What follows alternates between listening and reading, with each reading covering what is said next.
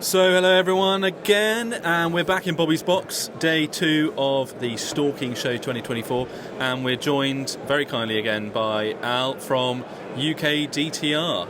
Al has been regaling us with some stories of his most recent tracks, and if you haven't actually listened, we've already done a full podcast with Al, so go and have a listen to that. It's on the back catalogue if you want to go and hear some more. But Al, for the people who don't know, do you want to just give them a little bit of a background as to what you do and what UKDTR is all about? Brilliant, yeah. Thanks for having us back, gents. It's becoming a common occurrence. Yeah. Not in a professional manner, I might add, just in a friendly, educational gig. So UKDTR, as most will know, is UK Deer Track and Recovery. We're an organisation which provides a totally free service using tracking dogs to recover stalkers or anybody in the deer management industry. Help them recover injured or lost deer. Not always injured, sometimes they're lost and run on, so completely free. By the use, did I mention dogs? Using dogs would be unless you've got a very good nose. Yeah, unless we've got a very good nose, would be our primary aim or our primary method of recovering. In fact, our only method of recovering deer. And it's sort of judgment free, isn't it? You know, you're not going to rock up and say, "You idiot, what have you done?" You know. Only when I'm with you, Per. Yeah. No. No, yeah, it's absolutely. I mean, so we can't operate with any judgment in it, and I think with all of us, probably at some stage in our stalking career or hobby, sports, or whatever we decide to call it, or what we're doing, have been in that situation where we've lost deer. So. And people wouldn't call us, would they? You know, if you come up and you start giving people grief and telling them we're all at risk of making a mistake or we're going wrong. It's probably the only certain guaranteed thing in deer stalking that I will absolutely 100% argue with you against is we're all at risk, regardless of whether you shoot 1 a year or 100 a year or how good you are, how long you've been doing it. We're all at risk when we squeeze that trigger of it going wrong. Yeah. And I can testify to UKDTR turning up and not casting any aspersions, not making any comments. It was completely judgment free. If you've listened to our previous episode with Al, you'll all know this story. But I shot a roebuck probably a few years ago now, and we did everything wrong. So didn't mark the shot site. We went looking for it. Friend then brought a dog. We went looking for it. We spent hours. We then phoned Al. Al turned up. We told him everything we'd done wrong. He just nodded, went, yeah, fine, okay, and like a true professional, went on and followed the trail for us. Didn't say anything to us, and I think it was only at the end where we said to you, Al, we said, right, what could we do next time to make this better for you? We didn't get sat down and dressed down like naughty school children and told, you really fucked this up, you idiots. It was, if you'd like some friendly advice for next time, this is what you could do better. So it is very much judgment free, and also free as well, is in the monetary sense. Yeah, absolutely. And the last time we spoke, you were looking for more people to join as trackers. Is that still the case? Yeah. So we're still. I guess a couple of years ago we went to a mentoring scheme, training. I guess a bit more of it is to explain that UKDTR got three roles really. Our primary role is finding deer, using the dogs. To do that, we need to grow the organisation across the country, and it is slowly growing. And then we've got the educational piece, as Tom's just talked about, the best methods of best practice, managing it when it goes wrong, not flapping, marking where you've stood, where the deer or a reference point, etc., etc., etc. So we're doing that, and we're doing a lot of talking evenings, doing syndicates and estates, with Basque, NGO, running those days. And then we've got the mentoring scheme running alongside it, which is we're taking people interested coming in with their young dogs and learning to track. But the primary aim is you will join you will come on the scheme, and end up on the register and supporting UKDTR. We were finding often before we were running sort of a hybrid methods of introduction to tracking, best practice. People only want to concentrate on the dogs, forget all about the best practice, and hence why we were going out and trying to recover people. So we just split it, and it's working well. Mentoring scheme, I think in the last year, 4 or 5 new members across the country in areas. Amazing, brilliant. And we've got another, probably by the end of this year, another 3 or 4 ready for 20 hours. Oh, fantastic. And then people backing up behind it on their starting off. So it's working well. And are there any like black spots areas that you haven't got anyone that you really want to sort of focus on recruiting or? So we've just got our first member. Actually, I've known him for a while, but he picked up a pup yesterday. He's down in Cornwall. We've got nobody in Cornwall. Oh, really? So that's great. He's going to come under my stewardship, I guess, and push that down. And we've got nobody in Devon. You know, and I often mooch down into Devon to do some stuff down there. So, and then the northwest could do with a couple more, and out to the east of the country, sure, Sussex, and all that sort of. I'm surprised there's no one in Devon because there's a lot of stalking, you know, in Devon, Dartmoor, and it's kind of surprising. There's a lot of people with staghounds dogs down there. Yeah. Staghounds are completely different. Yeah. Sort of similar, but yeah. No, so yeah, it's surprising that. Yeah.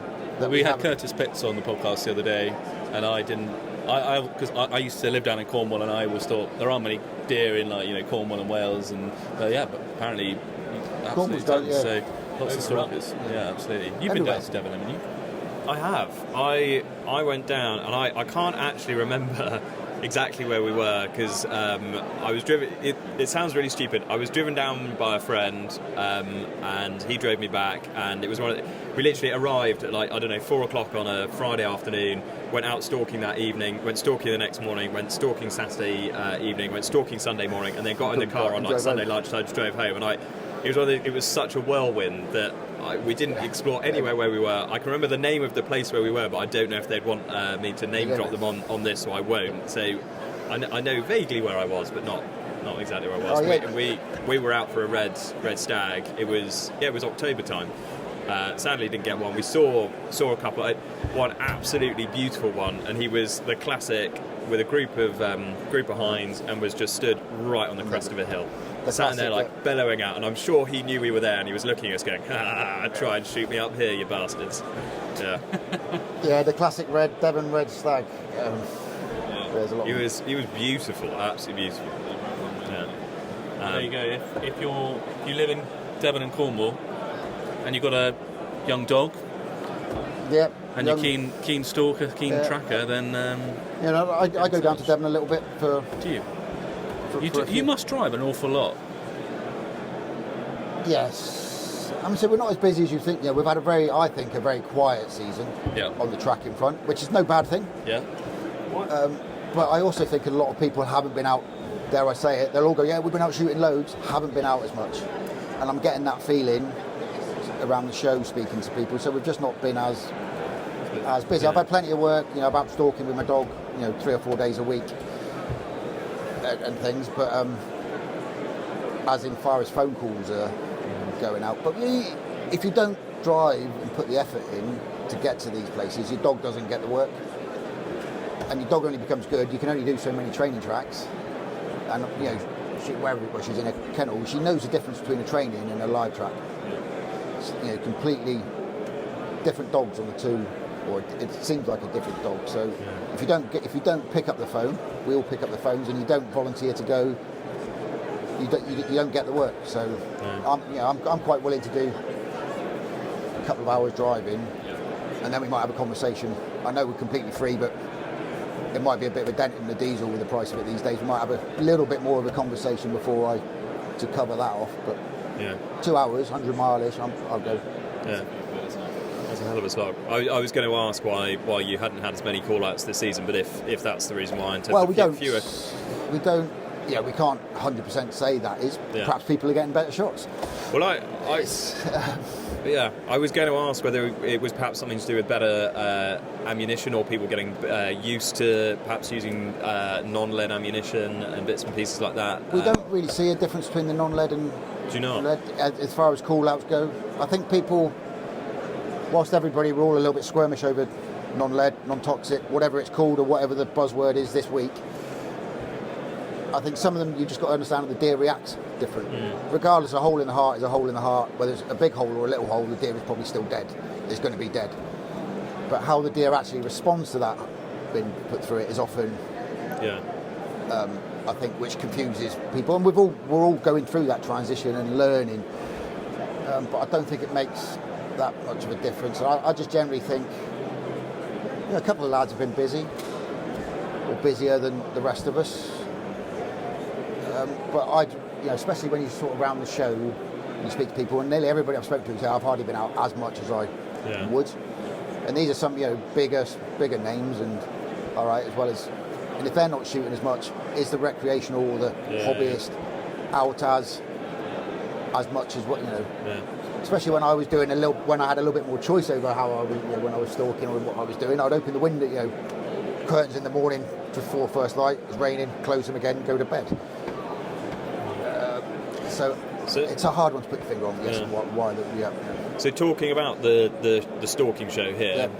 Are there any stands you haven't managed to have a chance to have a look at yet? Are there any bits you want to go and check out to make a purchase on? I'm not purchasing anything. I'm saving for New Zealand next year, so no big spends. I don't think. Yesterday I didn't really get around to see. It was good yesterday. Caught up with lots of old friends, spoke to lots of people, but never really made it around to have a look at stuff.